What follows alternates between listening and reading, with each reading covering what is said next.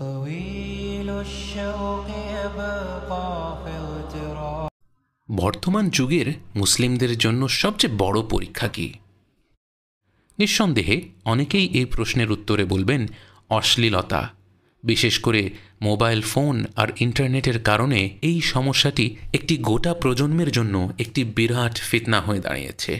অশ্লীলতা বা পর্নোগ্রাফির বিষয় আসলে সর্বপ্রথম আমাদের যেই ব্যাপারটি সবার আগে স্বীকার করে নিতে হবে তা হলো এর সুস্পষ্ট সমাধান আমাদের জানা নেই।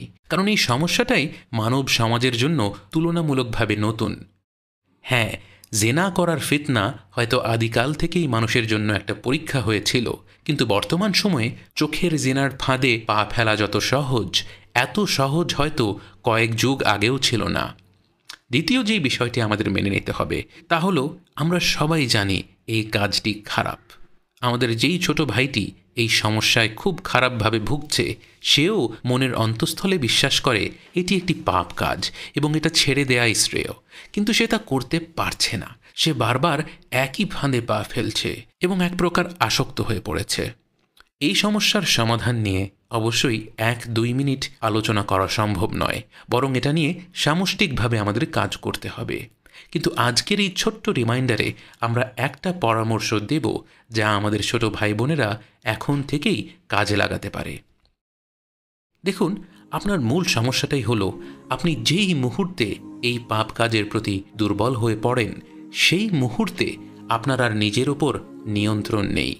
আপনি জানেন কাজটি খারাপ, কিন্তু সেই মুহূর্তে কোনো কারণে আপনি নিজেকে আর নিয়ন্ত্রণ করতে পারছেন না। কিন্তু সেই পাপ কাজে লিপ্ত হওয়ার পর আবার আপনার নিজের ওপর নিয়ন্ত্রণ আসে, আপনার মনে অপরাধবোধ জেগে ওঠে, আপনি উপলব্ধি করেন আপনি আল্লাহকে অসন্তুষ্ট করেছেন। এই মুহূর্তে আপনাকে শয়তান আর আপনার নফস মিলে আপনাকে আবারও ধোঁকা দেবে, আপনাকে আপনার এই অপরাধ বোধ থেকে অন্য কোনো দিকে নিয়ে যাওয়ার চেষ্টা করবে। কিন্তু এখন পরিস্থিতি আপনার নিয়ন্ত্রণে। আপনি বুঝতে পারছেন আপনি ভুল করে ফেলেছেন, এবং আদম সন্তান যখন ভুল করে তখন সে তার বাবা আদম আলাইহিস সালামের কাছ থেকেই শিক্ষা নেয়। সেই মুহূর্তে আল্লাহর কাছে তওবা করুন। পবিত্র হওয়ার প্রয়োজন হলে পবিত্র হয়ে 2 রাকাত নামাজ পড়ে ফেলুন।